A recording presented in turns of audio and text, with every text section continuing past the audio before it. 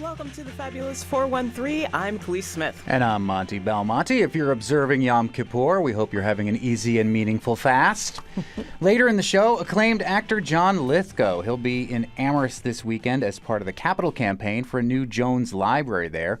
We'll talk about his relationship to Amherst and the library, and we'll geek out about his incredible acting career. And just down the street from the Jones Library in Amherst is the Emily Dickenson Museum, and starting tonight, going through October 1st, is the 11th annual Tell It Slant Poetry Festival. The festival is an event with international reach that celebrates Emily Dickinson's poetic legacy and the contemporary creativity she and her work continue to inspire from the place she called home, Amherst, Massachusetts. This year's free and hybrid festival includes events happening online as well as in person at the museum. And this year's lineup includes poets Marilyn Nelson and Abigail Chabanatoy on an Apple TV Dickinson screening with creator Elena Smith, the annual Poetry Marathon, a group reading of all 1,789 Dickinson poems, and more. There's so many of them. She was so prolific.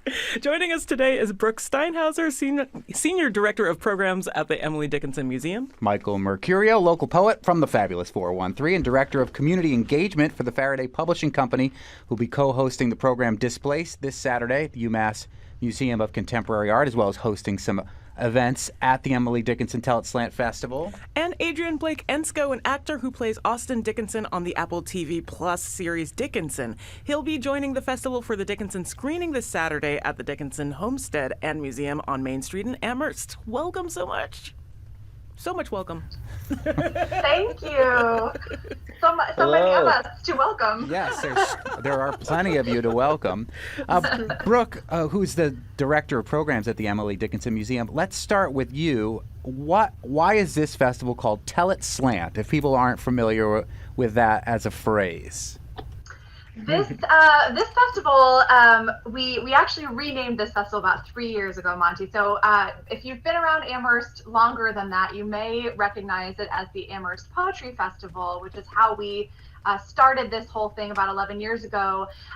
We changed it to Tell It Slant Poetry Festival in honor, of course, of our favorite poet, Emily Dickinson, who wrote a wonderful poem, maybe we'll have a chance to read it later, that invites people to see things a little bit differently. And we think that's what poetry can offer the world. So that is the name of our festival. And what do you think she meant by telling it slant, and how does that incorporate itself into this festival in its 11th year now? Oh, that's a good question. I mean, I think that Emily Dickinson had many ways of seeing the world. She said she saw New Englandly, but of course we also know that she saw far beyond the reaches of her native home. She managed to write about countries she never visited. She managed to write about vistas she'd never seen. And I think there's something about the spark of imagination in that, and that's really what the festival and what the museum celebrates is the places that we can go without maybe ever even setting foot outside of our doors. Not to make it more of a sprint and sports based, but has there ever been a time where you haven't made it through all almost 1,800 poems in your marathon? Never. No, Khalees, we have to read to the bitter end. There was a time, so the Emily Dickinson Poetry Marathon actually predates the festival. It's been going on for, we think this is its 20th year. So really it started right about the same time that the Emily Dickinson Museum was founded. And back then it was a consecutive reading. So it takes about 14 hours when you read all 1,789 poems consecutively. And there are some great anecdotes from the folks who, were doing it in those early years of, when you get to the bitter end and it's late at night and you're exhausted, you can't keep sitting. You have to stand up and move yourself from room to room of the Emily Dickinson Museum and read a poem in each space to kind of keep yourselves going. So it's always been a program with a lot of devoted, dedicated readers, and that's still true today. Even though we chunk it up into 7 sections now to make things a little more doable. Right. Who does the reading? Brooke Steinhauser, who's the Senior Director of Programs at the Emily Dickinson Museum, and it begins tonight, right, at 6? It does. It begins shortly after this. I'm super excited to kick it off with everybody. I'll be there. And there will be probably close to 30 other volunteer readers. So each session has its own sign up. And it's actually not too late if people are inspired by this and wanna spend 2 hours of their life blissfully reading Emily Dickinson poetry together. You can sign up to do that. So each time it's a different group of volunteers, but there are folks who do multiple sessions. There are even some folks who do every single session. Wow. That is a lot of poetry. It's a lot of poetry. And is it chronological, or do you change the order every year? Oh, we follow the order that is within the Ralph Franklin reading edition of Emily Dickinson's poetry. So Emily Dickinson, if you know something about her, you might know that she didn't publish a lot in her lifetime. So there are all these different posthumous editions. And we opt for the Ralph Franklin edition. It's in as close as we can maybe get to a chronological order. Dickinson didn't really title or date her poetry, so that was a real challenge for Franklin, but he's done the best he could. She didn't really date anybody, from what I understand. But maybe I'm shots. wrong about that. Rim shots for everybody. We're speaking with Brooke Steinhauser from the Emily Dickinson Museum. The Tell It Slant Festival begins tonight and goes through October 1st. There will be working poets that'll be part of this festival, including Michael Mercurio, who is joining us as well, and Adrian Blake Ensko, who plays Emily Dickinson's brother in the Apple Plus TV Dickinson television show. Adrian, you're a younger person in your early 30s. Tell me what your relationship is as a creative person to the work of Emily Dickinson. Well, I grew up in upstate New York, which is not too far removed from New England. And so I always I experienced her in high school as a poet, and I always thought her use of rhyme very unique and interesting. That's also the thing that I love about about having Tell It Slant in this poetry festival's title, is that like her use of slant rhymes, which was like not quite exact rhymes, was actually something that really opened up poetry in American English language poetry. So I don't know, it was a huge eye-opening experience to be a part of the show Dickinson. It was kind of like getting to paint a vivid picture inspired by all of these works of Emily's poetry. Very accessible and very because there's a lot of them are pretty short. They kind of let you read onto them a lot of different things, and so I feel like I got a very unique experience getting to be involved in this. And each episode had one poem that was associated with it that Emily was writing during the course of the episode. So obviously some of my favorite poems of Emily's are the ones that were embedded into certain episodes that I hold very dear. Although Tell It Slant, I don't think it made it into the show. That's a very, very, very dear poem to me. I guess we'll have to have a season 4, Adrian. Yeah. Supposedly the show's over, but we got to bring it back. Bring it back to do that poem.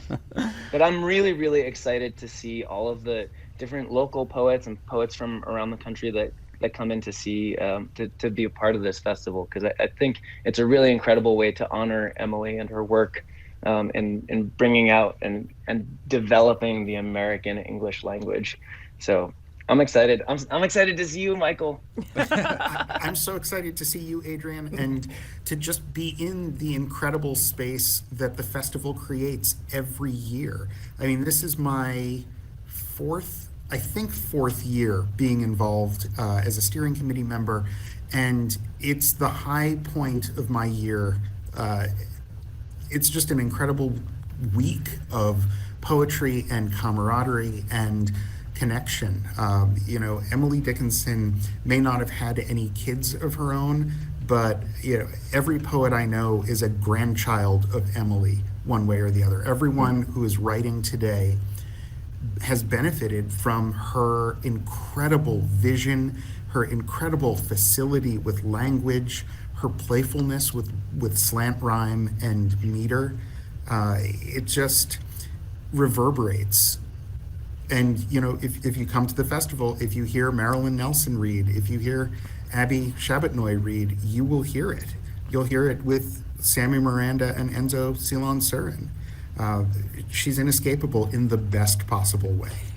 I feel like that applies to your own work, Michael. I was reading through some of the things that have been published by you in journals, and just looking at it across the page, it looks a lot like her work, too. You can easily see some of the similarities.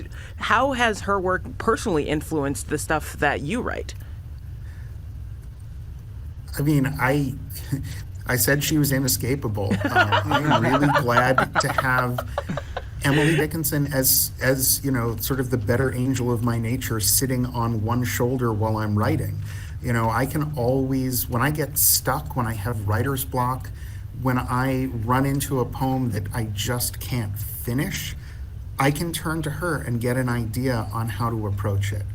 And, it helps that she left so many poems, but it's just her intellect was, we talk about galaxy brain, hers was like multiverse brain, and that is an invaluable thing to have when you're trying to figure out just what you want to write on the page. That is poet. And I have to. Oh, go ahead. I'm sorry. Yeah, I just have to say that, like, Michael Mercurio and all of these other poets and creatives like Adrian who join in the festival, the whole point is to place them alongside that legacy, because for us and for the people listening around the world and watching around the world, that contradiction, or that placing them side by side, offers a whole new view of who Emily Dickinson was, what she was about, what she's left us, and why she still matters. Mm-hmm. It's fabulous. Yeah, that absolutely is Brooke Steinhauser, the Senior Director of Programming at the Emily Dickinson Museum, as well as poet Michael Mercurio, and actor Adrian Blake Ensko, who plays Emily Dickinson's brother on the Apple Plus TV series. They're all part of the Tell It Slant Poetry Festival, which begins this evening virtually, and then in person at the Emily Dickinson Homestead. We'll have more from those folks and talk more about Telling It Slant coming up. And later in the show, actor John Lithgow, who this weekend is coming to the school across the street from the Emily Dickinson house. You're listening to the Fabulous 413 on NEPM. I know why you put these songs here. Oh, I'll tell you. You're listening to the Fabulous 413 on NEPM. I'm Khalees Smith. And I'm Monte Belmonte. And this is Ernest Tubbs' version of The Yellow Rose of Texas, which is one of the many songs that you can take any poem from Emily Dickinson and set to music of this song. It's our friend Jill Kaufman from the NEPM News Department did a story about this earlier this year. There's another classic one that we'll talk about in a little while. And we are talking with Brooke Steinhauser, who's the Senior Director of Programs at the Emily Dickinson Museum, who are hosting the Tell It Slant Festival, which begins this evening and goes through October 1st. We're also joined by Michael Mercurio, the local poet from here in Western Mass, who's the Director of Community Engagement for the Faraday Publishing Company and longtime participant in this festival, as well as Adrian Blake Ensko, an actor who plays Austin Dickinson on the Apple TV Plus series Dickinson. He'll be coming to the festival for a screening this Saturday at the Dickinson Homestead and Museum on Main Street. Adrian, you played Emily Dickinson's brother, and her brother famously lived across the yard, essentially, from her in the Evergreens, which are real places that you can go and visit in the Fabulous 413. Have you ever been to Emily Dickinson's homestead or the Evergreens where you allegedly lived?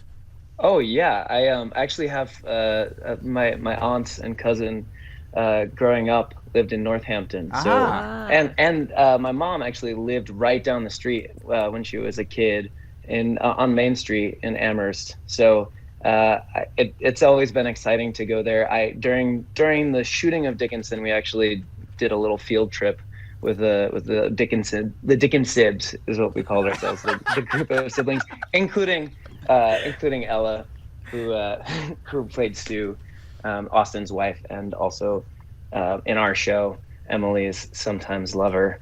And so it's amazing when you're standing in the Evergreens, you really can see right across the yard. There's like a path that goes straight from the homestead to the Evergreens. The two buildings kind of seem like they're talking to each other. It's like Austin really wanted to get away and make a name for himself, and he made a lot of design choices, very Victorian, kind of overbearing with the tower choices that were in stark relief to the way that the homestead is built, and yet it's right next door, and they're basically from the same family. So I think the last time I was there, it was when there were renovations happening for the homestead. So I'm really excited to see the new and improved Dickenson Museum.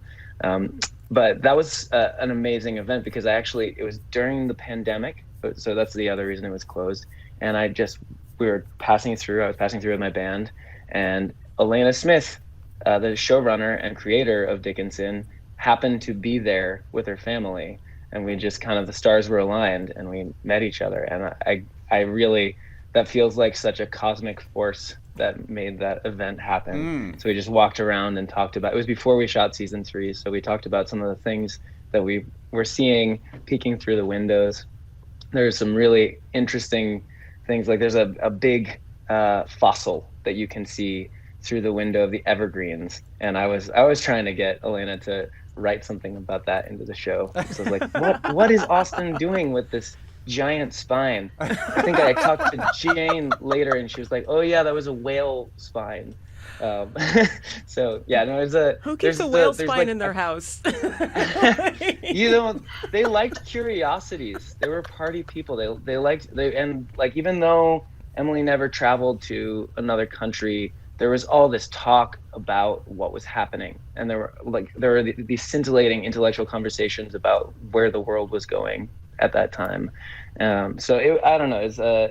I feel like they lived that through their props. Is the whale spine one of the 8,000-piece museum collection that has now gone live on the internet, Brooke Steinhauser from the Emily Dickenson Museum? Do you know what? That's a great question, Monte. I think that particular object may not be on that database just yet. Okay. Which don't worry, it's coming. Okay.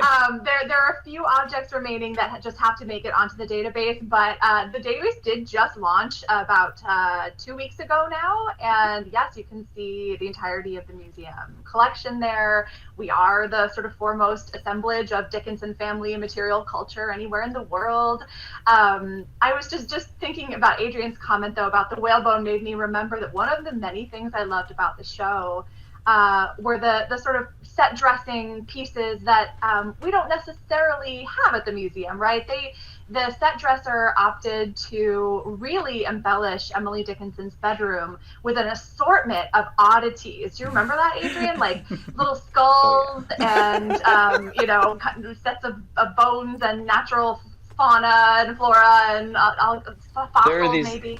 There are these incredible collages that were really popular of butterflies with women's faces on them.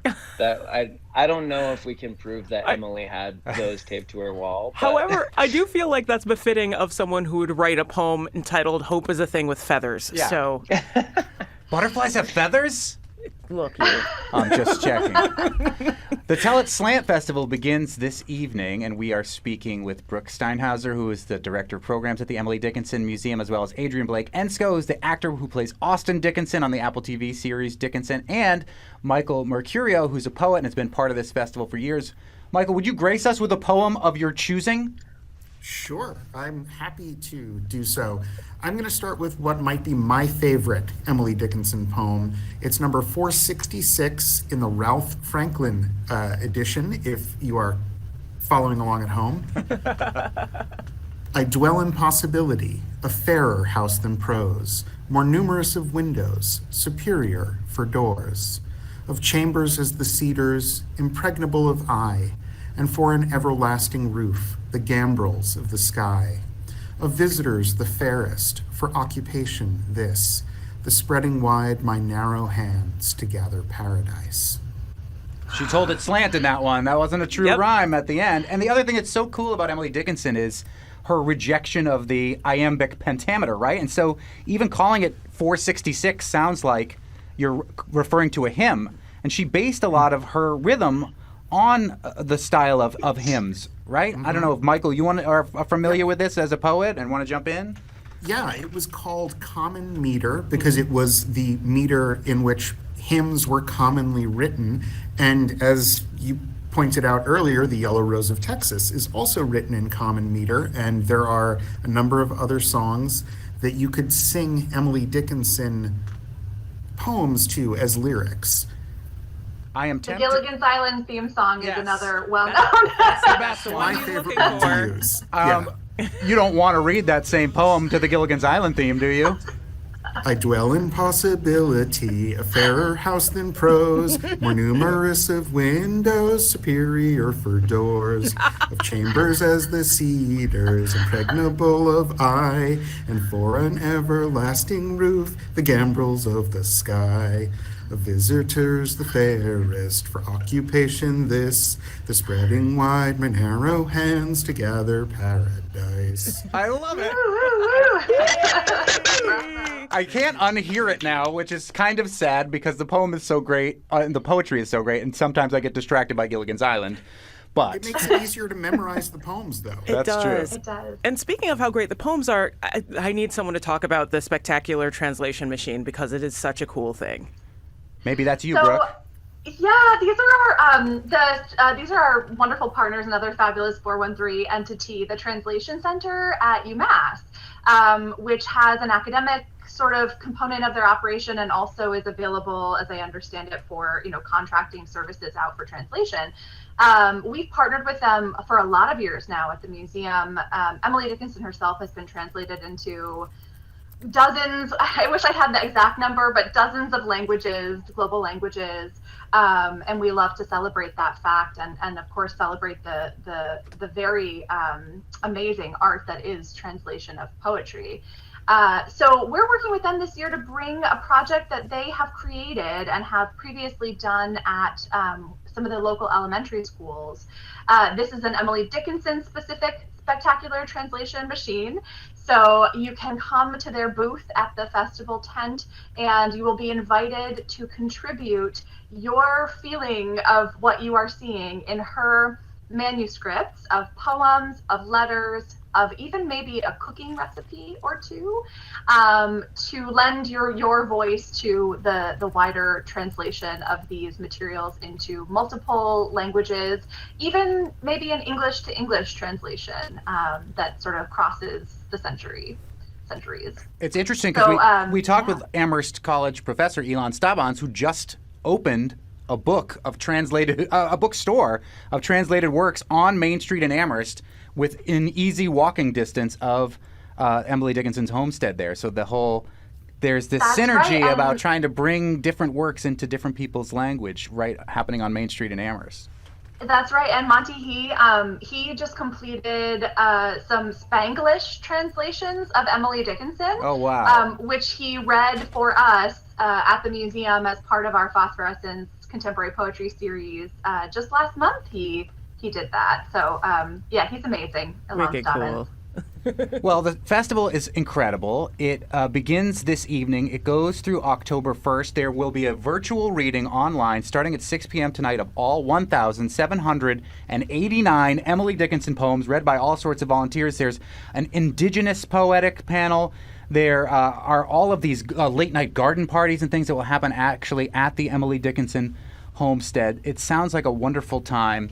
And a wonderful way to get to know better the poetry of Emily Dickinson. It's the Tell It Slant Festival. And apparently they're still looking for people to read, so go to their website and find out more information if you'd like to be a part of the marathon. Maybe we should volunteer. There are an awful lot of poems, Khalees. It's a lot of poems, but they're short mostly, so it's okay. Brooke Steinhauser from the Emily Dickinson Museum, as well as Michael Mercurio, who is one of the poets involved and one of the people who has been involved in this festival for quite some time, as well as Adrian Blake Ensko, who has played Emily Dickinson's brother on The Dickinson Show. Thank you all so much for coming on the show today and for participating in this Tell It Slant Festival. Thank you, Monty. Thank you, Thank you, Khalees. Monty. Thank you, Khalees. Our pleasure. Thank you so much. No problem. Coming up, a conversation with actor John Lithgow, who's coming to Amherst this weekend. Yeah, right down the street from the Emily Dickinson Museum. In fact. You're listening to the Fabulous 413 on NEPM.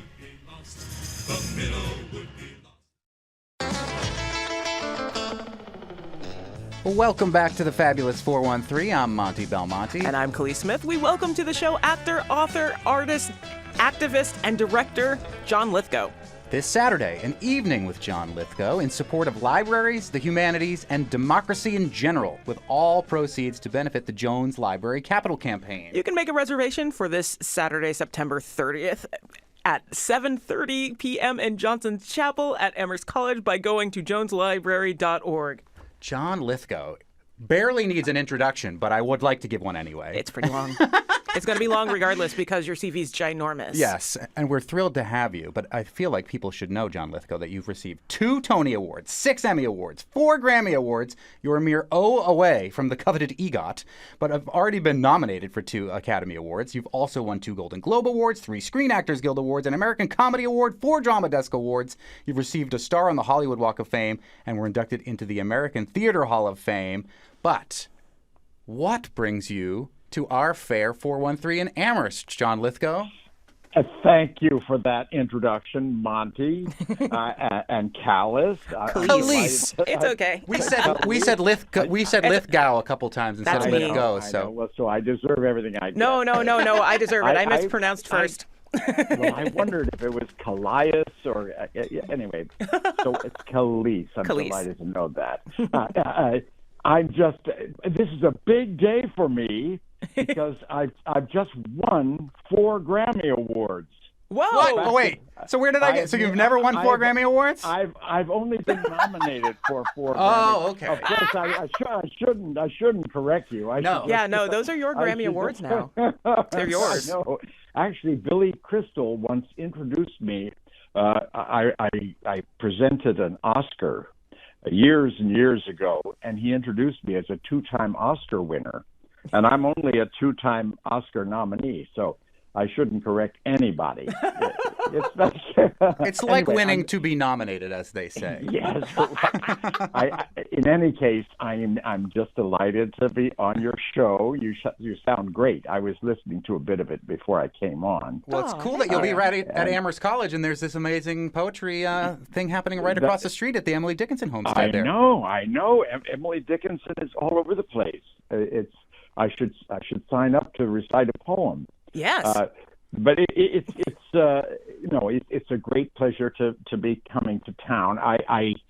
In my day, I've had loads and loads of reasons to visit Amherst. I've been there many times because my brother and his family have lived there for about 40 years now, and my folks lived there. My dad, God bless him, he passed away in Amherst, and we have a lot of family history there, and that's a big reason why I'm coming. And the other is the Jones Library, which I'm just coming to the Amherst campus to help raise funds for the renovation of the library. So what's kept you from moving to Amherst if the rest of your family is here? Well, it's not a big showbiz town. As it is, I can't decide whether I live in New York or Los Angeles, but those are 2 company towns, and that's my business.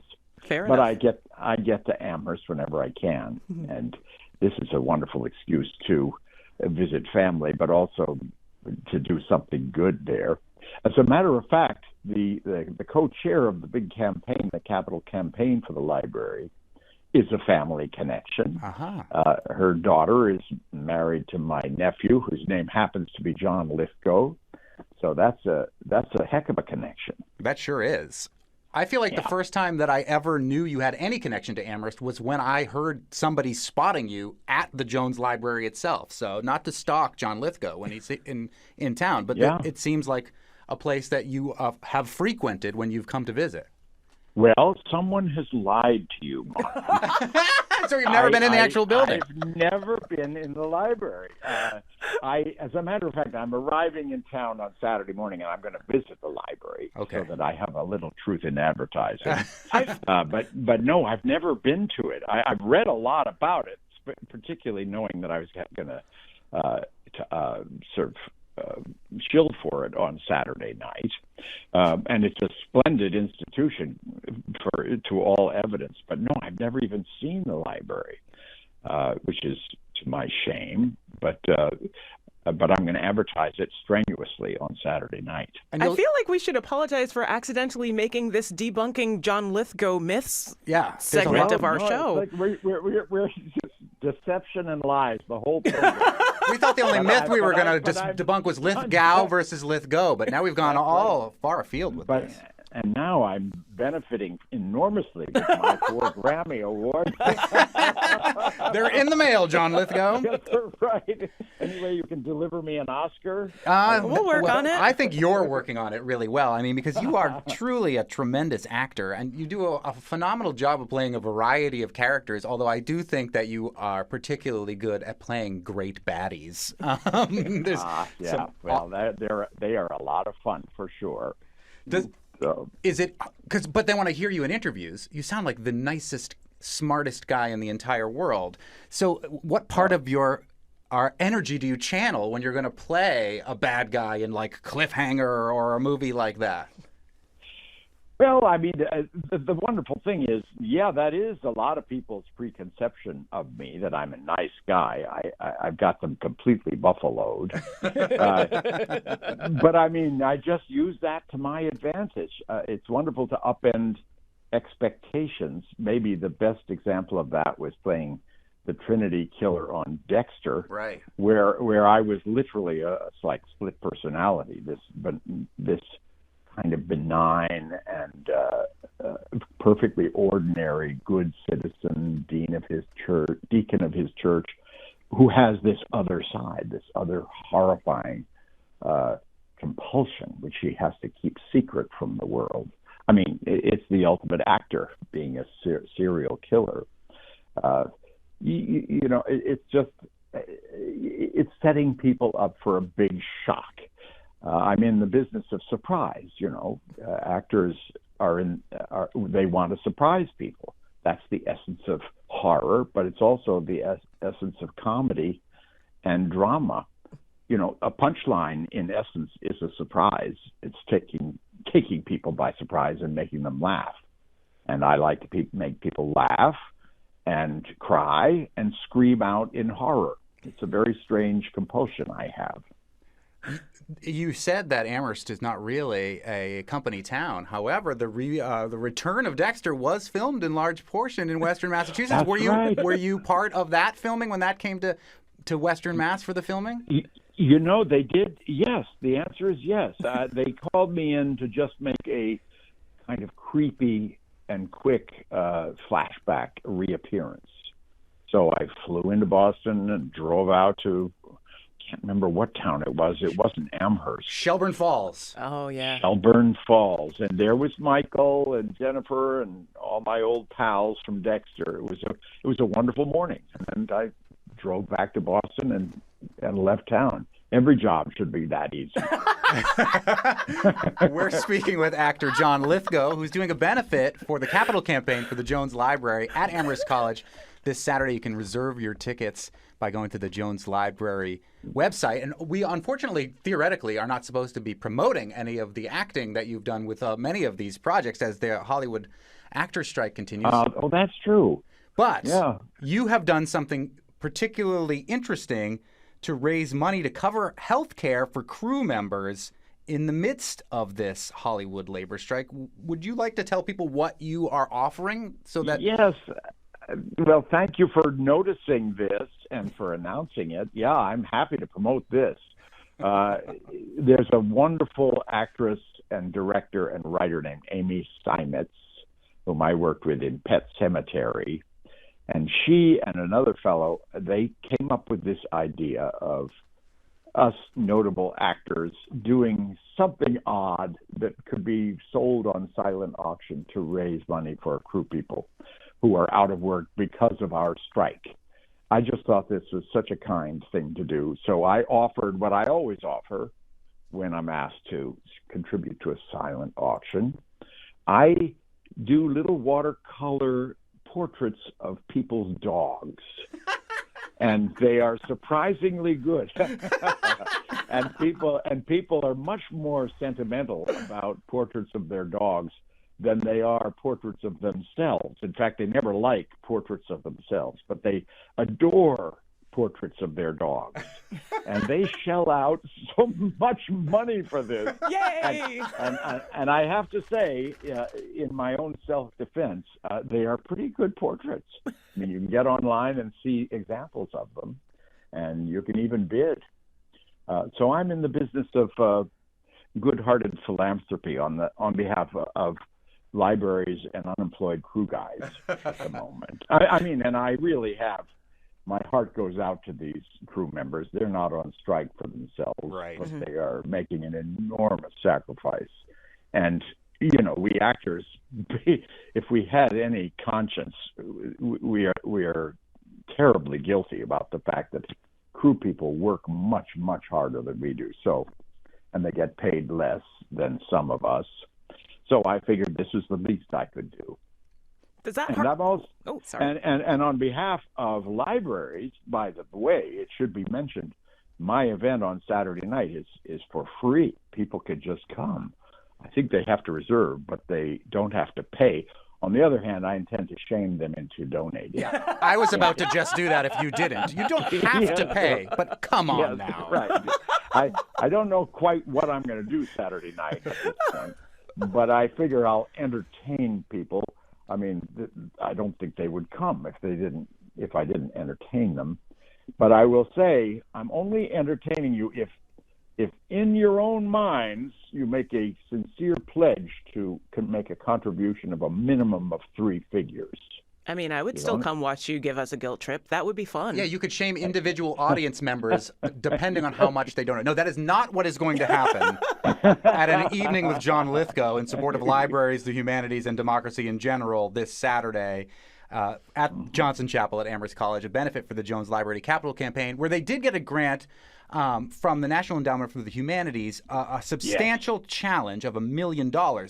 So incredible! It's actually the most that was donated to any library in the country, which is a measure of how great this library is and of how well they run things. So well, they certainly run it well, but I think when you go visit for the first time, as opposed to the false information I was given about a John Lithgow sighting at that library previous, you'll see that there is definitely room for improvement and expansion there, especially in a community that is so rich in literature that the most famous, arguably, American poet grew up right down the street from there. That's right. Well, and it's just nestled between like 3 colleges. Like, it just really should have a better facility in general. So I hope you can come with me on Saturday night, because I need to say everything you just said, just as eloquently as you just said it.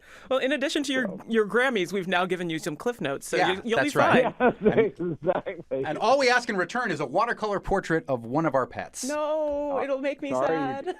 Through the nose, paid through the nose, and you too. You too will have a mediocre portrait of your dog. Why just dogs? Will you do cats? You know, they asked me that question, and I sort of grudgingly said yes. But I'm a dog person. You have to pay more for cats. Yeah. I don't think it wouldn't be infused with as much enthusiasm. We are speaking with actor and author and activist John Lithgow, who is coming this Saturday to Amherst College, Johnson Chapel, an evening with John Lithgow in support of libraries, the humanities, and democracy in general. We're going to nerd out a little bit about some of our favorite moments of your acting career, hear more about the Jones Library, and how you can get involved in this event happening this Saturday coming up in just a little bit. You're listening to the Fabulous 413 on NEPM.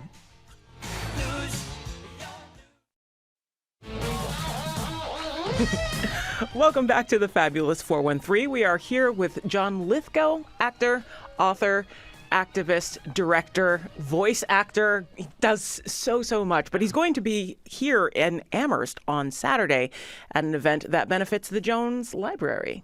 There is a capital campaign underway to match $1 million grant from the National Endowment for the Humanities, and it is an evening with John Lithgow in support of libraries, the humanities, and democracy in general.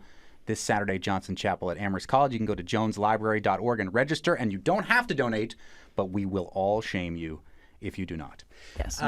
You have done recently some things that I think have been fascinating in response, I would say, to the political condition of where we are in the United States right now, one of which was playing Trump in a dramatic reading of the Mueller report, along with a cavalcade of excellent other actors. I will say from my observation of Trump during his presidency, it was the most articulate I ever heard that person. Tell me about that experience and when, as I mentioned before, they decided to cast you as a baddie. Perhaps that was why they chose you to play Trump? Also, thank you for being a part of the most easily consumable version of the Mueller report. I watched virtually that whole thing, and that was my experience of the Mueller report. It was fascinating, yeah. It was actually beautifully done. It was, I suppose you could call it written, but more or less edited by Edward Schenken, the Tony-winning playwright, who wrote All the Way, the Lyndon Johnson play, and directed by Scott Ellis, one of the really great Broadway directors. We did it in the Riverside Chapel on the Upper West Side, and I think it was on YouTube.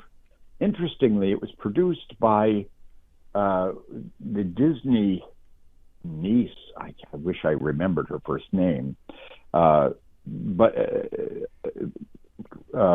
she just produced this thing, and it was they assembled just absolutely wonderful actors: Kevin Kline, Annette Bening, Jason Alexander, and we all just simply read the actual verbatim words of these people. And Scott gave me my choice of roles, and I wasn't going to let Trump slip away. Interestingly, I've been asked to play Trump 3 times now, and I've turned them down, except for on this occasion. I just thought it was unless I'm making fun of him, I don't really feel I don't think it's time to actually impersonate Trump just yet. We're still living through this nightmare. Oh, well, I mean, I dealt with it by writing political verse, political satire in verse, a trilogy of comic poetry books called the Dumpty Trilogy. I don't know whether you're aware of that. Yes. I didn't. Yes, I I am. You have written lots of books that are children's books as well. So. Yeah. Well, this is sort of I guess it's kind of a blood relation of a children's book. Yeah. Depends on how you want to raise your children. It's about this infantile man, but it's mainly about all of the people who have worked for Trump. This crazy menagerie of people, the cast of characters from his administration. Almost all of whom were sort of fired and insulted and had their lives ruined by their association with Trump by the time the books came out. It was very interesting. Huh. I presume they were all delighted that I was doing a Trump teardown, even of them. The other part of the Trump organization that you have portrayed famously is you played Rudy Giuliani on Colbert. Tell us about what that role was like and why you were chosen to be Rudy Giuliani on Colbert. Arguably my best work. Stephen, I've done a whole bunch of wonderful sort of look-ins on the Colbert show over the years, on both of his shows. I famously read Newt Gingrich's press release once. I remember that. A dramatic reading of that. Yep. So they called me in. It's always on an impulse. I get a call like at 2 p.m. Can you race over here and do Rudy Giuliani? So, and their writers are so great that the material is always hilarious. So I always say yes. And now I've done it 5 times. I sort of have to be in New York to do it, so I can't do it much these days because I'm not in New York. But I even zoomed in as Rudy from Tucson, where I was visiting my granddaughter on one of these occasions, and we sort of set up our own little soundstage in a back room of my daughter's house. A hilarious occasion. We sort of suited the whole tackiness of the project. but they're hilarious, those little gigs. And Stephen is the most wonderful straight man of that routine. He certainly seems like it. Oh, the places acting will take you. Yes. But yeah. In your career, that's actually true. Like, you came up in an acting family, you went to Harvard, but you trained your acting in the UK. Not to get serious in a conversation that has been relatively light, but how did that change your perspective on your craft that you've been at for, like, going on 5 decades? You mean going off to England to Yeah. study? Well, I grew up in a theater family, and my father produced Shakespeare festivals in Ohio. I'd acted in about 20 Shakespeare plays by the time I was 20 years old. I finished college and got a Fulbright grant to study Shakespeare in earnest.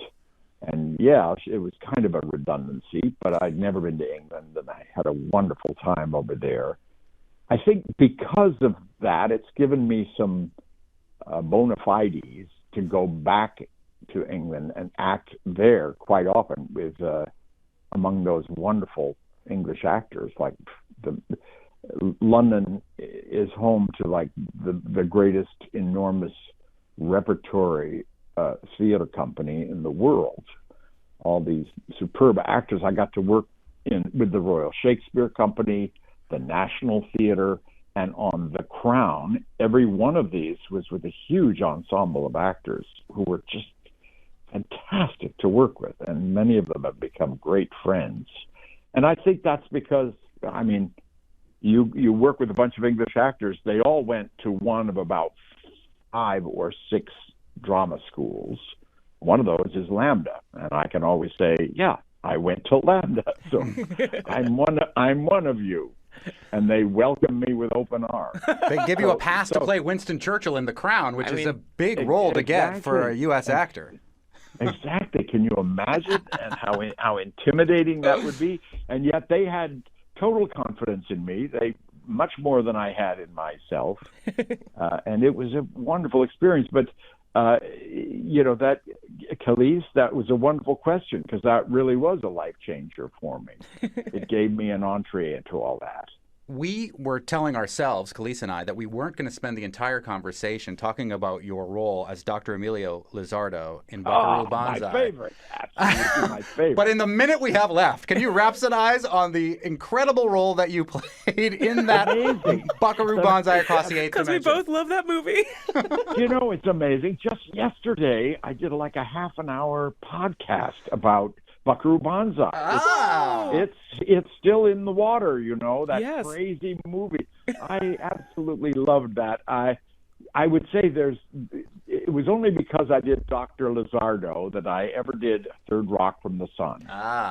They were both crazy aliens and completely out there performances. It was incredibly liberating just to go completely mad on. For your listeners who've never even heard of this, they really got to see me in Buckaroo Banzai. It's hands down my best work. Do you honestly believe that, with all of the accolades that we started out with, that Buckaroo Banzai is truly Monte, your best? You know me by now, Monte. You can't believe anything I say. I think you're at the Jones Library when you're not. I think you've got 4 Grammys when you don't. No. I'll be there Saturday night.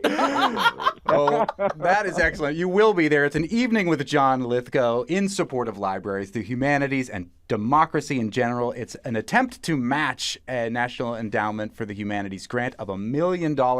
You can register by going to the Jones Library website, joneslibrary.org. And as we've mentioned, you don't have to make a donation, but you should. John Lithgow, this has been truly a delight. Thank you so much for joining us. You guys are great. Oh, thank you.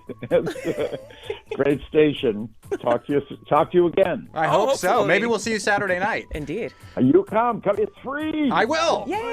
Tomorrow on the Fabulous 413, we're in the midst of Hispanic Heritage Month, and Springfield Public Schools has a magnet school that's in its first year teaching full-time dual literacy in both English and Spanish. We'll take you inside the Herena School in Springfield to talk with Cynthia Escribano, the principal of the school, and Cindy McCarthy, one of the dual language coaches. Plus, Mr. Universe, Hampshire College astronomer Dr. Salman Hamid on what scientists are looking for from a sample sent back back from an asteroid on a mission called Osiris Rex. Special thanks to Spouse Happy Valley Guitar Orchestra, Simon and Garfunkel, Ernest Tubb, the themes from Gilligan's Island and Third Rock from the Sun, Kenny Loggins, and Michael Bodeker for this song, which is used in what might be the greatest movie outro sequence of all time, from the adventures of Buckaroo Banzai across the 8th dimension. I'm Monte Belmonte. I'm Khalees Smith. We'll see you tomorrow on the Fabulous 413.